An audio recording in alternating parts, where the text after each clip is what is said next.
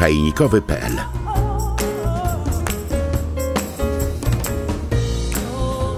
Prowincja Hubei, czyli kolejne miejsce na naszej mapie, kolejna prowincja chińska produkująca herbatę. Może nie jest to najbardziej znana prowincja, jeśli chodzi o produkcję herbaty, ale nie można powiedzieć, że nikt o niej nie słyszał, zwłaszcza w ostatnich czasach, kiedy to dużo się mówi o mieście Wuhan, będącym stolicą prowincji Hubei. Hubei oznacza na północ od jeziora Tungting. Generalnie właściwie dziwna nazwa, można by powiedzieć, ale to nie jest pierwsza sytuacja, kiedy coś się znajduje w jakąś stronę od jeziora i nosi w ten sposób nazwę, więc nie dziwmy się. Prowincja Hubei słynie także z czegoś innego, a właściwie bardziej niż z pandemii, słynie z największej zapory na świecie. Spójrzcie, mam tutaj pieniążek, taki z jednej strony taki przystojny mężczyzna, z drugiej właśnie widoczek, krajobrazik. To jest rzeka Jangtzy, a na niej 3 przełomy i w sumie nie widać tutaj na tym przedstawieniu, nie widać zapory, ale ona się znajduje właśnie w tym miejscu i jest to zapora, która została zbudowana jako elektrownia. Jest to zapora, która zaoszczędziła naszej planecie 100 milionów ton gazów rocznie, ale jest to też zapora, która spowodowała wysiedlenie ponad 1 miliona osób. Spowodowała zalanie kilkunastu miast, kilkuset miasteczek i tysięcy wiosek, zniszczenia stanowisk archeologicznych, zmielenia licznych ryb i gatunków zwierząt, które żyły w Jangtzy i przy okazji spiętrzenia wody na 600 kilometrach, spiętrzenia jej w ten sposób, że pod wpływem jej ciężaru przesunęła się aż oś naszej planety o 2 cm. Stąd jest to dość kontrowersyjna budowla, dość kontrowersyjna sytuacja, ale okazuje się, że chyba wszystko, co się w Hubei robi, ma zasięg światowy. Również słynna herbata. Herbata z Hubei to herbata zielona, nie tylko, ale przede wszystkim znamy słynną Enxi-Yuliu.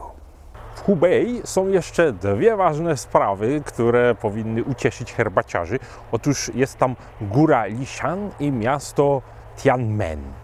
Na górze jakoby narodził się cesarz Shenong, który to jakoby odkrył herbatę, która wpadła mu do kociołka. Pamiętacie tę legendę? Odpoczywał, gotował wodę, wpadł listek, zaparzył pierwszą herbatę na świecie, wypił. Był to legendarny, mityczny cesarz i właśnie pochodził z Hubei.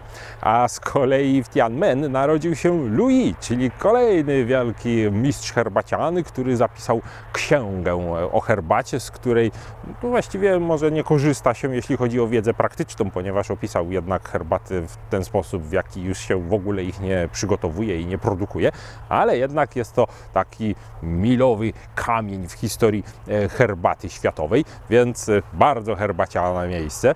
Jeśli chodzi o samą herbatę, to również jest dość nietypowo, albowiem jak wiecie, herbatę zieloną, a żeby ją przygotować tak, aby powstała zielona herbata, a nie tam czarna oolong czy inne, musimy podgrzać, czyli musimy zdezaktywować enzymy utleniające po to, żeby się po prostu herbata nie utleniła, nie ściemniała i nie stała czarna. Więc początkowo w Chinach robiono to za pomocą pary wodnej. Liście po zwiędnięciu układano i parowano, potem suszono.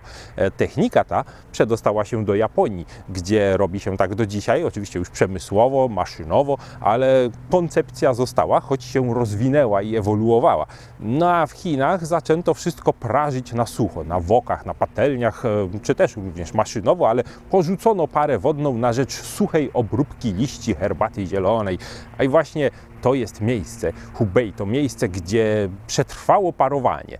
Co ciekawe, parowanie tam nie tylko przetrwało, ale nawet się rozwinęło, ponieważ, może o tym nie wiecie, ale była wojna i Japończycy napadli na Chiny. I w latach 30. ubiegłego wieku armia japońska i w ogóle Japończycy dotarli aż do środkowych Chin, właśnie do Hubei i tam odkryli, że robi się tutaj herbatę w naszym stylu, po japońsku. Sprowadzono więc mistrzów herbaty z Japonii, którzy przyjrzeli się temu procesowi i okazało się, że troszeczkę go jeszcze podrasowali. Nauczyli miejscowych herbaciarzy kilku rzeczy, które sami wypraktykowali u siebie w Japonii. Stąd herbata ta nie tylko jest robiona na sposób japoński, który był chiński, zanim stał się japoński, ale jeszcze powtórnie zmieniony i poprawiony przez samych Japończyków. Jest to, można więc powiedzieć, najbardziej japońska zielona herbata w całych Chinach.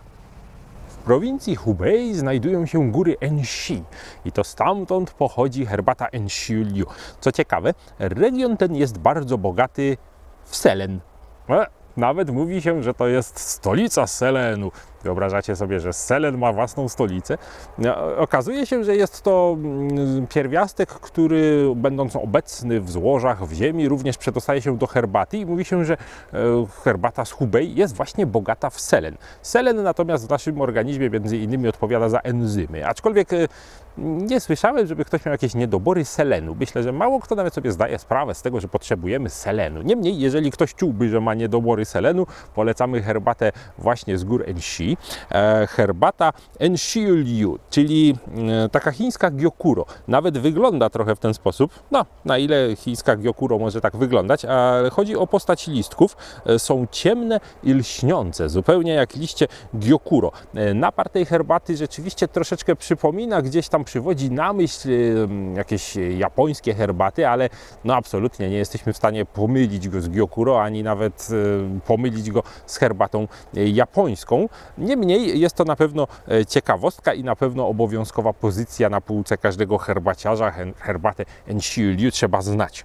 Inną, którą możecie znać z Hubei, jest na przykład Misty Green. To jest herbata taka codzienna, trochę z niższej półki, ale ma bardzo fajną cechę. Trudno ją zepsuć. Jeżeli zdarza Wam się zagapić albo gdzieś tam powiedzmy zapomnieć o swojej herbacie zaparzonej, no to nic się złego znowu nie stanie aż tak bardzo, jeżeli właśnie parzycie zieloną mgłę. Stąd polecam na co dzień. Produkuje się tam oczywiście masę innych herbat, aczkolwiek są to style pochodzące z innych prowincji i mamy także herbatę ciemną. Ta jest charakterystycznie prasowana w tabliczki takie prostokątne, aczkolwiek na naszym rynku bardzo trudno dostać coś poza tymi dwiema w ogóle.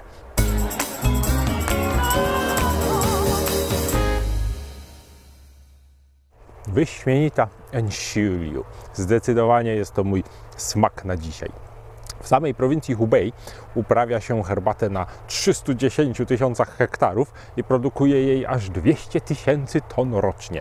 Jest to ogromny producent, aczkolwiek no, tak na tle całych Chin to znowu nie przesadzajmy. Niemniej może znacie jakieś inne ciekawe herbaty stamtąd, może macie jakieś swoje inne typy, może macie coś do powiedzenia na temat najsłynniejszej z Hubei Enshi-Liu.